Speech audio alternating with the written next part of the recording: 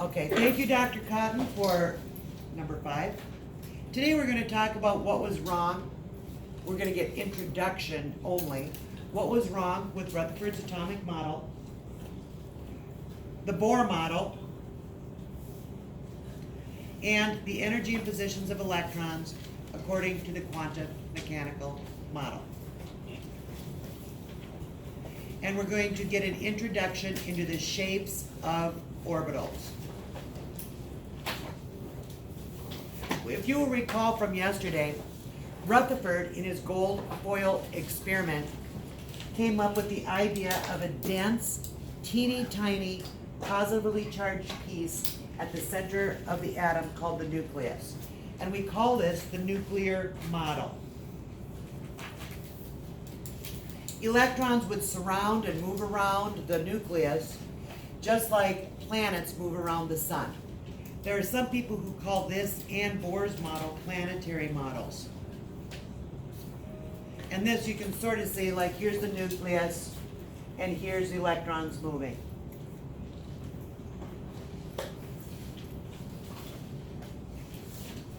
The atom is mostly empty space, and we discussed this yesterday. But Rutherford's model fell short because it didn't explain chemical properties and help us deal with the periodic table.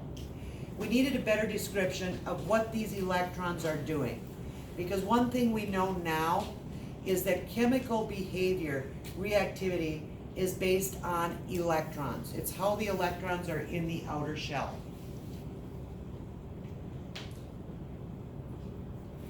So Rutherford's model was a great progress. The whole idea of a nuclear atom was huge. Great strides had been made, but we were rapidly developing new technology then. Here's the big question. Why don't electrons fall into the nucleus? Electrons are negative, right? Protons are positive. What do we know? Opposites attract. So why? Why didn't they fall into the nucleus? Why don't we get sucked into the sun? The sun has a great gravitational pull. When we put satellites around the Earth, do their orbits degrade and they fall back to Earth? Often they do, and we have to adjust. We have to make adjustments and put them back, move them back away, because orbits can degrade. We came up with an idea, Niels Bohr came up with an idea, that electrons move at specific energy levels, at a fixed energy level around the nucleus.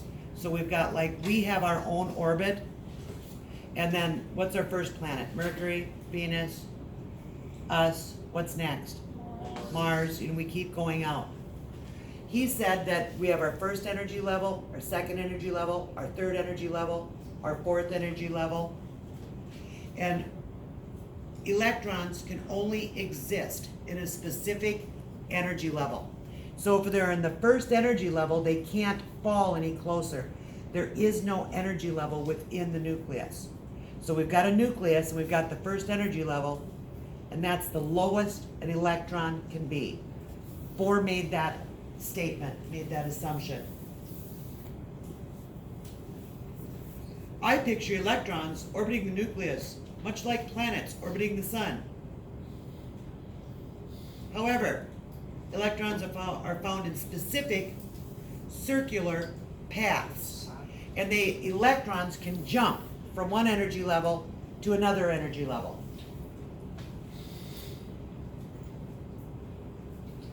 So an energy level, he pictured like rungs of a ladder. Now, this is where I like to say, imagine yourself standing on the third rung of a ladder. And I wrap your entire body in duct tape so you can't move, but you're standing on the third rung of a ladder. Now, you're standing on the third rung of a ladder and you need to move to the fourth. So can you move there? No. But I'm telling you, an electron can be on the third energy level of its atom, and then it will be at the fourth energy level of its atom. But it never moves in between. It's like this. Look at me, and I'm on the third energy level. Are y'all looking at me? Now close your eyes. And I mean it, close your eyes. Now look at me again. Whoa. And I was there, now I'm here. But I didn't move from there to there. I was there, and then boom, I was here. I like teleported. That's called a quantum leap. Who's ever heard of the term quantum leap? It means that I absorbed a photon of energy and went from 3 to 4. But I don't actually, I've never exist in a space between 3 or 4. I'm either at 3 or I'm at 4. I'm never in between. So if I'm an electron and I absorb a quantum of energy, I don't stroll up to the next energy level. I'm just there at that energy level. Does that make sense? Yes. Yes. No, it doesn't. That's a very hard concept. Energy is quantized. This was a big deal. And I'll leave you with this. Is light a wave? Or is light a particle? Wave. What is light? Is it a wave? Yes. Is it a particle? It's both. Who knows what it is? Either is the same. Bye.